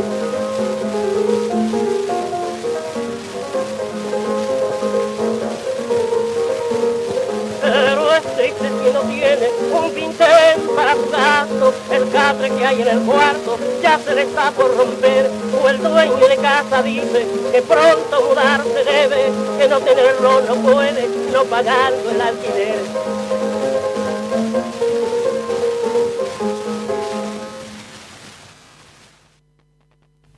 Bueno, una curiosidad, ¿no? Acá Gabino Ezeiza tiene piano de acompañamiento. Sí, Miguel Campoamor toca en el piano. Fue una moda pasajera, no prosperó, pero al comienzo de la industria discográfica, muchos payadores, no solamente Gabino Ezeiza, tenían como otra modalidad que era cantar y que alguien los acompañe con piano. Hay varias grabaciones de él con piano y de otros payadores, blancos y negros, ¿no? Fue una moda, quizás emulando el ambiente de la música académica, el ambiente lírico, el piano como un instrumento respetable. Se hablaba muy mal de los payadores en esa época, no estaba todavía entronizado el gaucho como emblema de la patria, ni la payada era vista como una música folclórica o tradicional, era algo del bajo pueblo, de baja estofa. No estaba bien visto, entonces creo que fue una moda para hacerlo un poco más respetable. Para valorizarlo más. Claro. Mirá. Bien. Y el género es milonga lo que toca. Es milonga. Pero es milonga tanguera. La milonga, hay muchos tipos de milonga, pero es el único género folclórico tradicional argentino que tiene una forma bailable y una forma como canción. La milonga campera, digamos, la milonga de la payada, justamente no se baila. Pero después tenemos la milonga del tango, ¿no? Claro. Y eso es un género bailable. En este caso, está tocada la milonga de tipo bailable, que es un poco más rápida, más animada, claro, en modo mayor. Y eso nos lleva a nuestro próximo ejemplo, que se llama tango patagonés. El tango patagonés. Curioso nombre, ¿no? Sí. Fue la única grabación que hizo como tango, y es muy particular esta grabación, primero porque en esta grabación él imita el habla de los propios afroporteños. O sea, él siendo afroporteño, sí, caricaturiza de alguna forma el habla antigua de los afroporteños, que es lo que se llama el habla bozal. Los africanos, cuando eran traídos a América en general, venían con bozal en la boca. Literalmente un bozal. Literalmente con bozal. Para que no muerdan. Pues sí, obviamente se defendían, ¿no? Sí. Y con ese bozal vivían los primeros años y así aprendían a hablar y así vivían. Por eso... O sea, deformaban todo el lenguaje por el bozal, claro, que se les ponía en la boca. Como es el habla cubana, por ejemplo, que no pueden pronunciar la R, el amol, dicen, sí. ¿no? Es justamente porque el aparato de fonación no les permitía articular ciertas consonantes. Entonces, eso es lo que se llama el habla bozal, que todavía hay afroporteños que tienen ese tipo de dicción. Él imita ese tipo de habla en el tango patagonés, y es patagonés, no patagones, porque patagonés es el nombre de los afros nacidos en Carmen de Patagones. Patagones. O sea, el gentilicio de los nacidos en Carmen de Patagones se llaman maragatos. Ajá. Pero los negros de Patagones se autodenominan patagoneses. Y hubo un payador muy amigo de Gabino Ezeiza que se llamó Zacarías Herrero, cuyo lema era el gaucho patagonés. Entonces, este tango es todo un juego, primero como género afroporteño, el tango como música afroporteña, cantada por un afroporteño, imitando la dicción bozal y dedicada a un amigo que era payador negro de Patagones. Escuchamos el tango patagonés.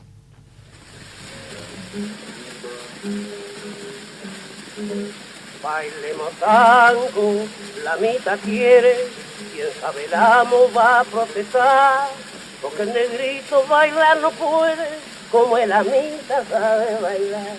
Bailemos tango, la mitad quiere, quien sabe el amo va a protestar, porque el negrito bailar no puede, como el amita sabe bailar.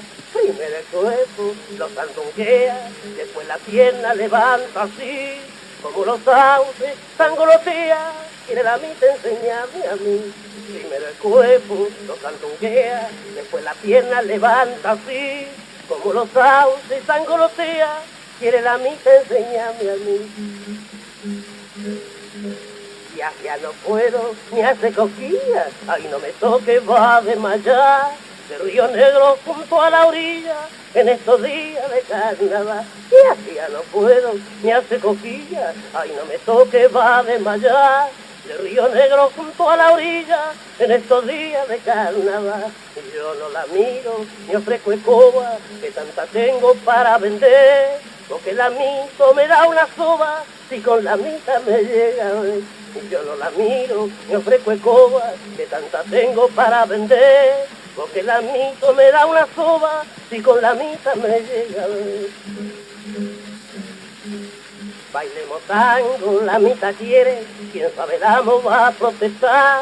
Porque el negrito baila no puede, como el mitad sabe bailar. Bailemos tango, la mitad quiere, quien sabe damos va a protestar. Porque el negrito baila no puede, como el mitad sabe bailar. Primero el cuerpo lo sandunguea, después la pierna levanta así, como los sauces sangolotea, quiere la mitad enseñarme a mí. Y así ya no puedo, ni hace cosquillas, ay no me toque, va a desmayar. De Río Negro junto a la orilla, en estos días de carnaval. Yo no la miro, me ofrezco escoba, que tanta tengo para vender. Porque el mito me da una soba, y con la mitad me llega a ver. Yo no la miro, me ofrezco escoba, que tanta tengo para vender. Porque el mito me da una soba, y con la mitad me llega a ver. Y así ya no puedo, ni hace cosquillas, ay no me toque, va a desmayar. De Río Negro junto a la orilla, en estos días de carnaval.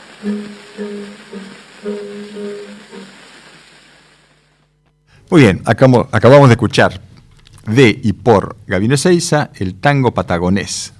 Curioso, ¿no? El tango que uno pensaría que no es afro, ¿no? Según la historia oficial. Claro, o sea, la historia blanca. Sí, pero la historia tiene color también. Claro. Tango es una palabra africana.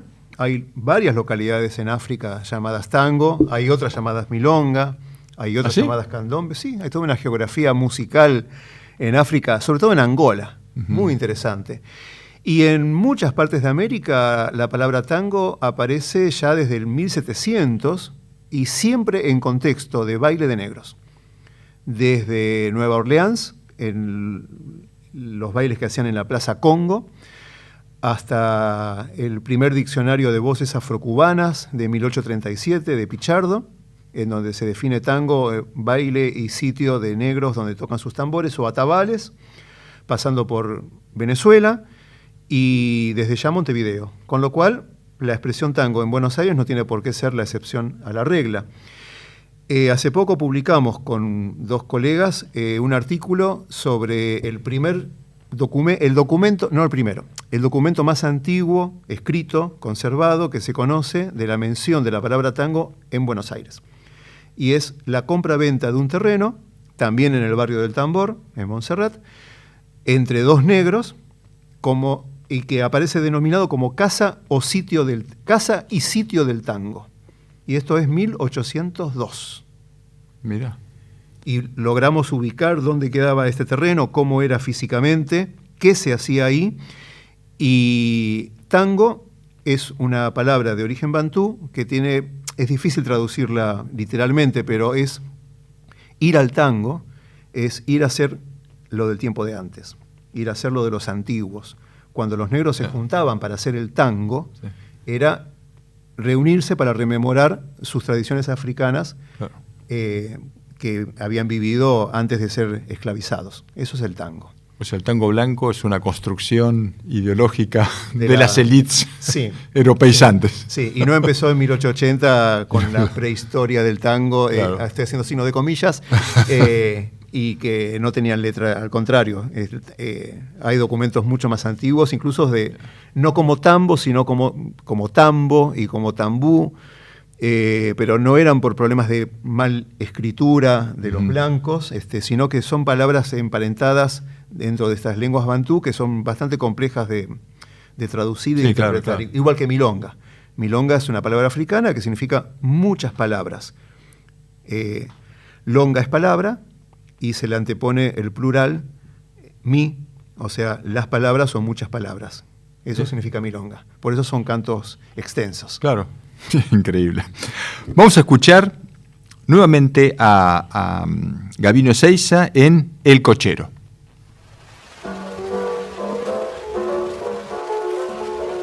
Señora, ahí está el cochero, se encuentra muy enojado porque usted ayer lo ha mandado con una carta en correo.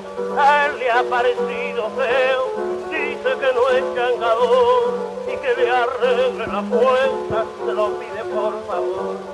Dice que ya está aburrido, no sé si será pretexto, ha encontrado descompuesto todo lo que ha recibido y que en balde le ha pedido para esponjas y gamuzas, usted siempre con excusas hasta ahora lo ha entretenido. Que las dos yuntas que tiene son unos matujos viejos que ya le ha dado el consejo de que a usted no le conviene.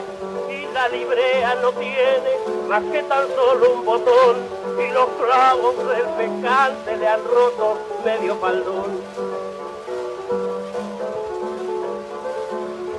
Dice que pide el carruaje a las 6 de la mañana para llevar a la hermana que tiene que hacer un viaje y no quiere que se baje, luego lo manda a la escuela, después sale la patrona para ver la costurera.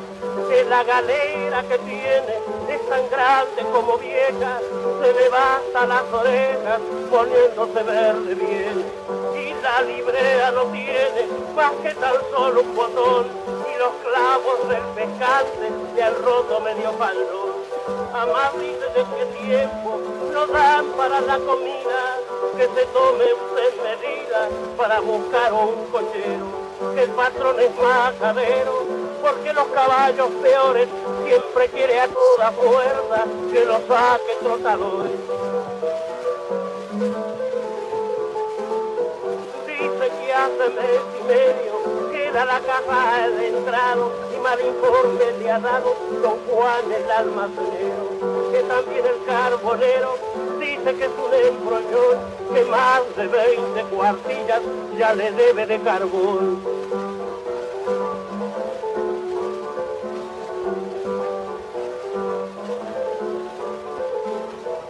Decirle al cochero Lola que no se discute así, que venga a pedirme a mí lo que crea conveniente. Y si es de que habla la gente es por envidia nomás, esta plata le llevas para que quede corriente.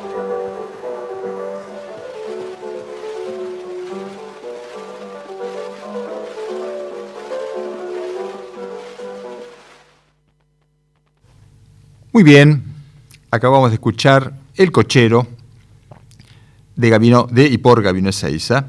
Y hemos hablado mucho, bueno, Gabino Ezeiza, el payador nacional, hemos hablado mucho de la payada, de las características de la payada, pero hasta ahora no hemos escuchado payadas. Todas estas han sido canciones. Son ¿no? canciones, sí. La estética de los espectáculos de los payadores en esa época se dividía en dos partes. Una primera parte, en donde el payador solo interpretaba para el público un repertorio de 10, 12 canciones de su autoría que ya preexistían de su repertorio, que son este tipo de cantos. Y después se hacía un intervalo y venía la payada de contrapunto propiamente dicha, ya con el ambiente ya caldeado con otro o más payadores, y de eso no hay grabaciones, porque la tecnología de la época no lo permitía, con lo cual todo el repertorio de Gabino que conocemos grabado, él llegó a grabar 50 obras en discos, de las cuales tampoco localicé la totalidad, pero todas las obras que él grabó son las que corresponden a la primera parte del espectáculo. Claro. No hay ninguna grabación de payada de contrapunto. Claro. Lo que queda de las payadas de contrapunto de él son las letras, porque excepcionalmente en algunas que fueron muy importantes se contrataron escribientes. Estamos hablando de épocas que no había micrófono, con cuerdas de tripa, no había amplificación. Entonces, por ejemplo, una payada que hizo él muy importante con Pablo Vázquez en Pergamino, en el escenario había 5 escribientes que se turnaban con pluma para ir escribiendo lo que cantaban. Y estamos hablando de performance que podían durar 2 horas o más. Entonces decía, bueno, vos, el escribiente 1... Sí, una estrofa cada uno. Escribe lo que dice Pablo Vázquez. Y así se preservó esa payada, que son cerca de 6.000 versos, por ejemplo. 6.000 versos. 6.000 versos. Y algunos versos están en puntos suspensivos porque no se oía o porque la gente vitoreaba, claro, o silbaba. Se perdía. Y se perdía. Claro. Vamos a escuchar un último ejemplo de canción, de estas canciones previas a la payada propiamente dicha. El saludo a Paysandú. ¿Y por qué es importante el saludo a Paysandú? Bueno, esta es otra modalidad que introdujo Gavino en la payada, que es el dedicar la primera obra con la que abría el espectáculo, era el saludo a la localidad en donde estaba. Él iba a Trenquelauquen y hacía un saludo a Trenquelauquen. O sea, escribía una obra especialmente a Trenquelauquen. Sí, claro. Sí. Para ganarse el público también. ¿no? Obvio. Entonces, él estuvo 7 veces en Paysandú, Uruguay. Y este es el saludo a Paysandú. Por las vueltas del destino, quedó como la obra más conocida dentro del ambiente de los payadores, la obra más conocida de su repertorio, el saludo a Paysandú. Bien, escuchamos, saludo a Paysandú. Homenaje al señor Bautista Sigón, por Gavino Ezeiza. El saludo a Paysandú. Heroico Paysandú, yo te saludo, hermanos de la patria en que nací. Tu triunfo y tu gloria se esplendente, se canta de mi patria como aquí.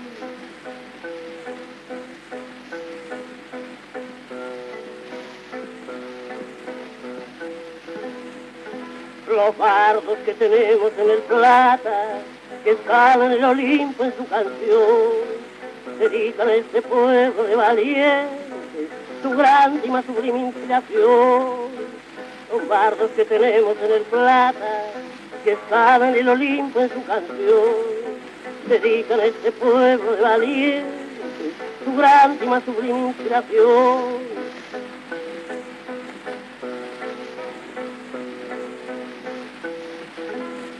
Hermanos en las luchas y en las glorias, lo mismo de Cayán y Tuzaingó, y en hechos nacionales de la historia, el uno y otro pueblo mencionó. Heroico Paysandú, yo te saludo, la Troya americana porque lo es. Saludo yo esa cuna de valientes y cuna de los bravos 33. Heroico Paysandú, yo te saludo, la Troya americana porque lo es. Saludo yo esa cuna de valientes y cuna de los bravos 33.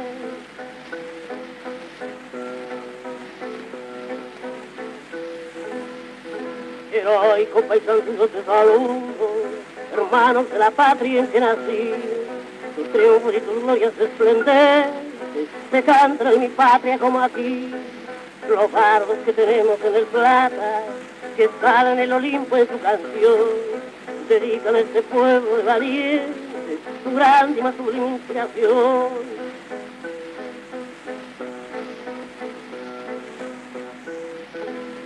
Hermanos en las luchas y en las glorias, lo mismo de Cayán y Tuzaingó, y en hechos nacionales que de historia, el uno y otro pueblo mencionó.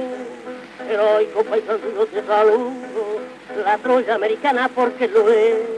Saludo yo esa cuna de valientes y cuna de los bravos 33. Muy bien, escuchamos Saludo a Paysandú y habíamos empezado a hablar de la payada de contrapunto. Y vale aclarar que las payadas eran competencias, donde uno ganaba y otro perdía.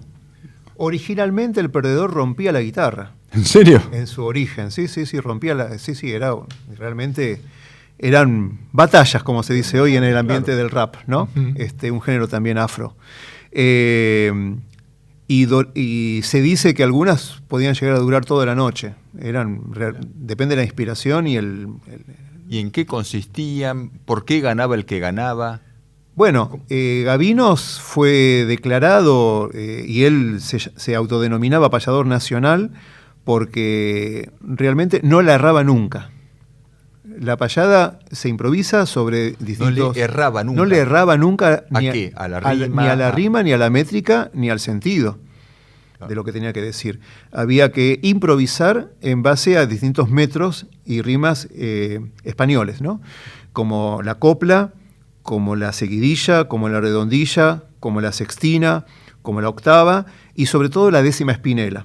En la época de él, la décima espinela no se usaba tanto, se improvisaba más en octava. O sea, versos de 8 sílabas y 8 versos por estrofa. Y ellos se ponían de acuerdo, vamos a competir. Sí, o, bueno, sí. ¿no? No, incluso había octavas. había un jurado que daba los temas, ¿viste? Se sorteaban los temas para improvisar. Por ejemplo, decía, bueno, vamos a improvisar tema 1, la mujer, tema 2, descubrimiento de América. Improvisaban. Y eran obligados a improvisar en una determinada métrica. Sí. Un metro determinado. Y el público iba evaluando su desenvolvimiento, aplaudiendo o silbando, en base a lo que improvisaba. Si había un error de metro, de rima, o repetía algo, eso inmediatamente el público lo detectaba y así se iba haciendo la competencia de quién ganaba y quién perdía. Y había un jurado. Y había un jurado. Y había un premio. Claro. En dinero. ¿Ah, sí? Sí. Mirá. Vamos a escuchar un ejemplo de payada moderna, ¿no? Sí. ¿Qué ejemplo es este? Es un ejemplo de una grabación comercial, de un cassette, entre dos payadores, Walter Mosegui y Juan José García. Juan José García fue el último payador afroargentino conocido, fallecido en 1975. Y esta sí es una payada, si bien es una grabación comercial, es una payada de contrapunto, en donde son preguntas y respuestas entre ellos sobre un tema, que es la educación. Y una característica de la payada de contrapunto, yo no sé cómo hacen los payadores, pero se las ingenian. Siempre al final se nombran ellos y siempre tengan el nombre y tengan el apellido que tengan, siempre calza con la rima y la métrica. ¿Ah, sí? Es genial, siempre. Vamos a escuchar. Y al final se nombran ellos. A ver, vamos a escuchar. Payada sobre el gaucho.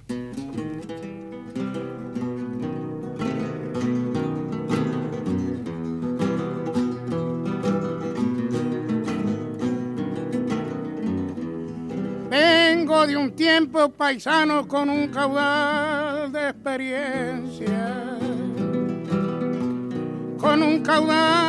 experiencia, casi un siglo de existencia cantando guitarra, hermano. Como bardo veterano voy a enfrentar a un cultor y joven de gran valor. ¿Quién quiere preguntar? Si me puede contestar, ¿qué es el gaucho payador?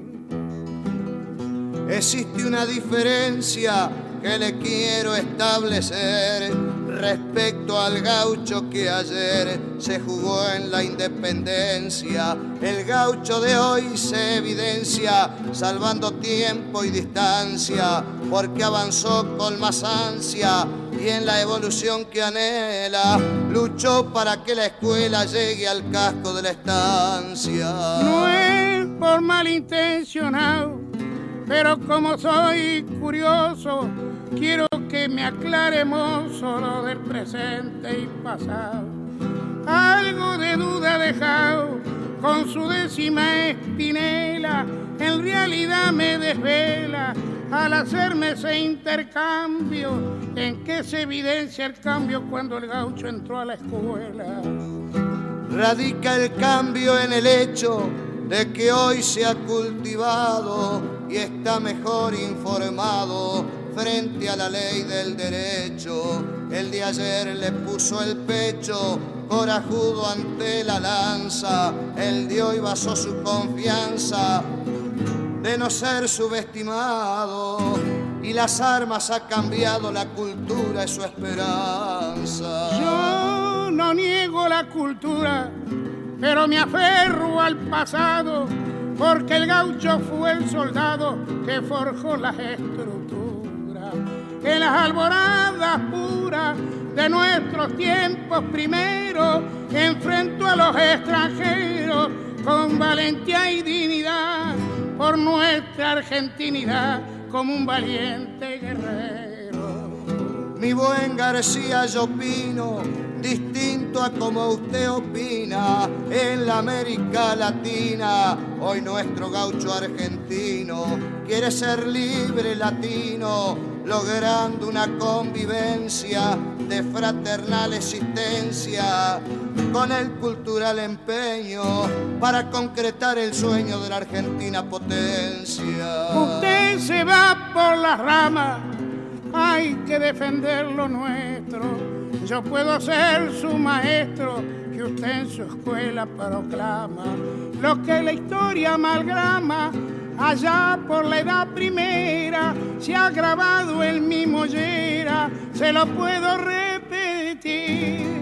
Si respetan mi país, bienvenidos los de afuera.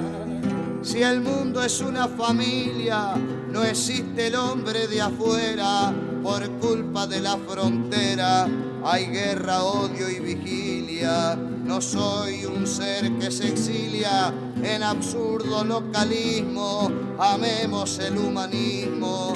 Si usted como yo es humano, ¿por qué negar un hermano sería negarse uno mismo? Usted tiene su razón, pero yo tengo la mía.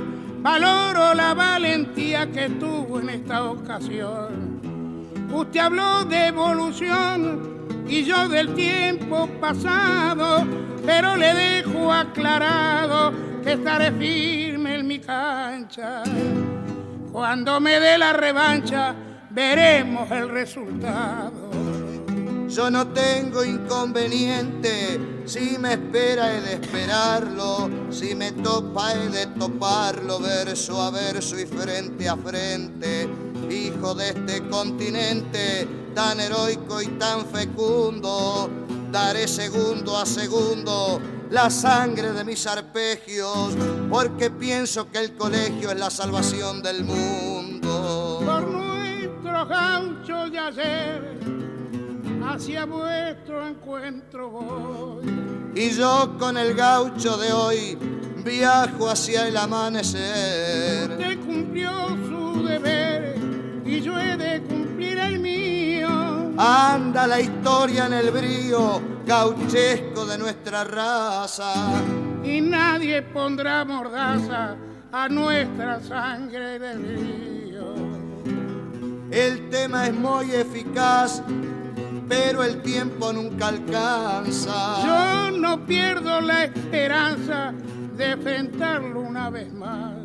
Usted es un hombre capaz, mas no espere que me entregue. Cuando ese momento llegue, florecerá la poesía del pasado de García y el presente de Mosé.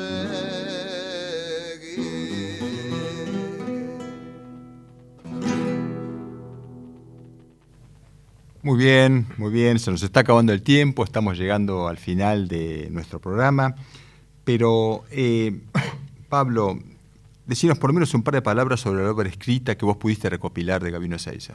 Bien, en base a los documentos que encontré en muchas bibliotecas, archivos particulares, el Instituto Iberoamericano de Berlín, que tuve una beca en 2011 para esto, la familia, los descendientes de Gabino Ezeiza, una familia muy numerosa, discos y folletos, recortes periodísticos, el legado de Víctor Di Santo, que fue un payador e investigador cuya viuda me legó parte del archivo de él. Compilé 373 cantos de Gabino, sea completo, llamo completo cuando es la grabación con la música, sea solo la letra, sea un fragmento de la letra o sea la mención de un canto. 373 obras. Por eso lo de incompletas, porque no sabemos cuánto grabó ni cuánto publicó. Perfectamente puede seguir apareciendo más. Sí, y estoy seguro que el libro sale y al día siguiente va a aparecer un disco, claro. Eso es seguro.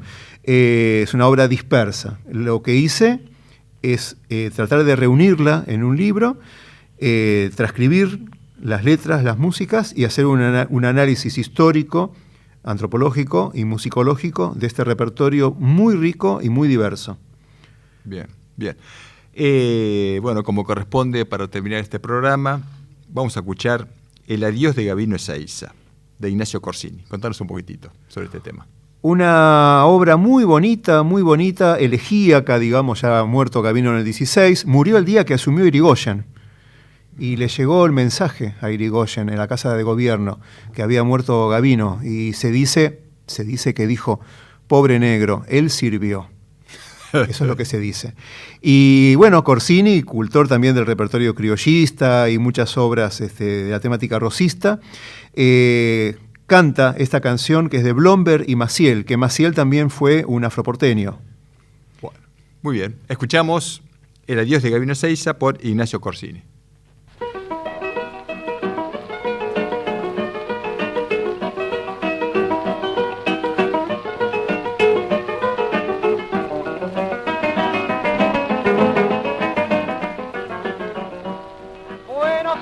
De mi amor, oh ciudad donde he nacido, no me arrojes al olvido, yo que he sido tu cantor. De mi guitarra el rumor recogió en sus melodías, recogió en sus melodías el recuerdo de otros días que jamás han de volver. Los viejos cantos de ayer que fueron las glorias mías.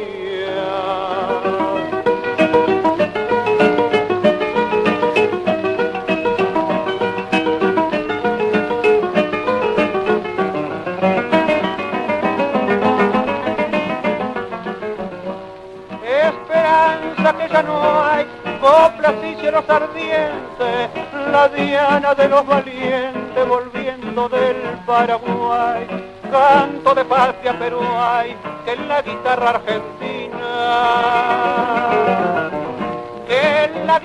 argentina, melancólica se inclina para decirles adiós, mientras se apaga la voz de las milongas de Alsina.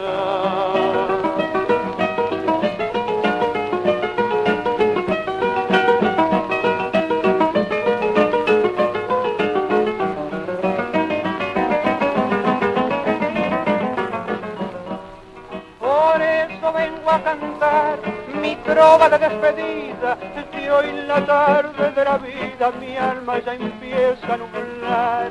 Nadie volverá a escuchar de mi guitarra el rumor, de mi guitarra el rumor, canto de gloria y de amor de la ciudad en que he nacido. No me arrojes al olvido, yo que he sido tu cantor.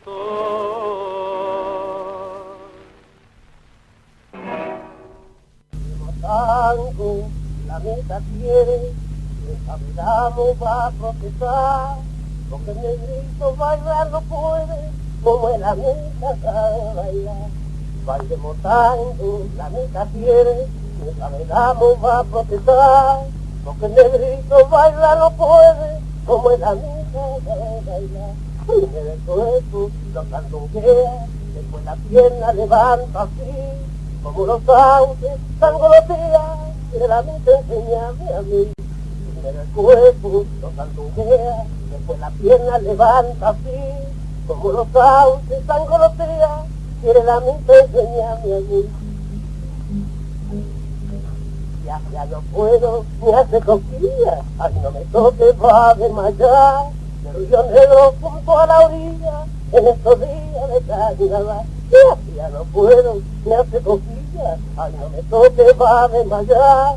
De Río Negro junto a la orilla, en estos días de carnaval. Yo no la miro, me ofrezco escoba, de tanta que... Muy bien, se nos fue el programa. Gracias, Pablo, por acompañarnos. Estén atentos al próximo programa. Nos vemos en la próxima edición de los especiales del Instituto Nacional de Musicología, Carlos Vega. Muchas gracias.